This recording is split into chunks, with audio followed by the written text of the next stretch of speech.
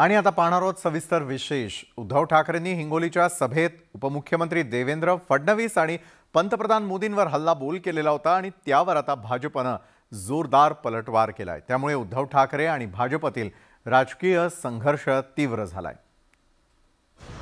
इंडियाचा तर अमिबा झालेला आहे। अमिबा उद्धव ठाकरे सरकार नंतर इतक्या विचित्र परिस्थितीमध्ये आले आहेत की त्यांना समयबंद या पद्धतीने टीका कराव्या लागतात। मुळामध्ये पक्ष म्हणून किती तुमच्या सोबत आहेत, तोडून मोडून नुसती ठिगळ लावून तुम्ही तुमचं एनडीए करतात। तो काळ होता ज्यावेळेला उद्धवजींना सन्मान एनडीए मध्ये, आणि ज्या वेळेला आम्ही इंडियाचं नाव घेऊन पुढे आलेलो आहोत तेव्हा आमची तुलना तुम्ही इंडियन मुजाहिदीनबरोबर करता। आणि आजचा काळ आलाय की ज्या वेळेला उद्धवजींना पायगाडा घालायला लागतायत त्या यूपीएतल्या अन्य पक्षांच्या स्वागताला। काय इकडे सगळे जमलेले आहे का अतिरेकी आहेत? माझे विचार ऐकायला किंवा माझ्या प्रेमाखातर जे आले ते का अतिरेकी आहेत? रविवारी हिंगोलीच्या जाहीर सभेमध्ये उद्धव ठाकरेंनी उपमुख्यमंत्री देवेंद्र फडणवीसांवर बोचरी टीका केली होती। खरं तर शिवसेनेतल्या फुटीनंतर उद्धव ठाकरे आणि भाजपमध्ये राजकीय संघर्ष पेटलाय। उद्धव ठाकरेंनी राज्यातल्या विविध ठिकाणी जाहीर सभा घेत मुख्यमंत्री एकनाथ शिंदे आणि उपमुख्यमंत्री देवेंद्र फडणवीसांना टार्गेट केलाय। हिंगोलीच्या सभेतही ठाकरेंनी उपमुख्यमंत्र्यांवर घणाघात केला होता आणि त्यावरून आता राजकीय वादाची ठिणगी पडलेली आहे। उद्धव ठाकरे सरकार नंतर इतक्या विचित्र परिस्थितीमध्ये आले आहेत की त्यांना समयबंद या पद्धतीने टीका कराव्या लागतात। आता तुमचा बदला आणि तुमचा रोजच्या रोज अधपतन होत आहे। उद्धवजीचं अधपतन रोज होत आहे, रोज माणसं सोडून चालले आहे। तर मला वाटतं एकदम बावचळलेल्या आणि उद्ध्वस्त मनस्थितीमध्ये उद्धव ठाकरे आले आहेत। उद्धव ठाकरेंनी उपमुख्यमंत्री देवेंद्र फडणवीस यांच्याप्रमाणेच पंतप्रधान नरेंद्र मोदींवरही टीकास्त्र डागलं होतं।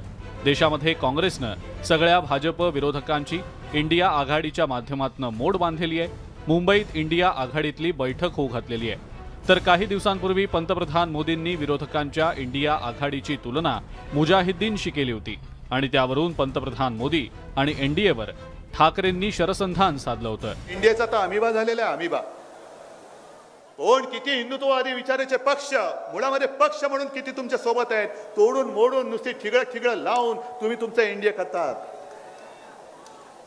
आणि ज्या वेळेला आम्ही इंडियाचं नाव घेऊन पुढे आलेलो आहोत तेव्हा आमची तुलना तुम्ही इंडियन मुजाहिदीनबरोबर करता।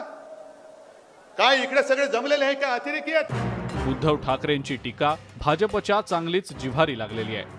तो काळ होता ज्यावेळेला उद्धवजींना सन्मान एनडीए मध्ये, आणि आजचा काळ आलाय की ज्या वेळेला उद्धवजींना पायगाडा घालायला लागतायत त्या यूपीएतल्या अन्य पक्षांच्या स्वागताला। मला तर शिवसैनिकांची दया येते जे उरले असतील उभाटातले ते, की त्यांच्या सन्मानाशी किती खेळ उद्धवजी करतील स्वतःच्या पदाच्या लालसेपोटी, हाच प्रश्न आहे। गेल्या वर्षी शिवसेनेतल्या फुटीनंतर उद्धव ठाकरेंनी जाहीर सभा घेत मुख्यमंत्री एकनाथ शिंदे आणि त्यांच्या समर्थक आमदारांना टार्गेट केलं होतं। पण गेल्या वर्षभरात देश आणि राज्यातल्या राजकारणात बरीच उलथापालथ झालेली आहे। आता उद्धव ठाकरे काँग्रेस प्रणित इंडिया आघाडीमध्ये सहभागी झाले, त्यामुळे आता केंद्र सरकार आणि भाजप त्यांच्या निशाण्यावर आलाय।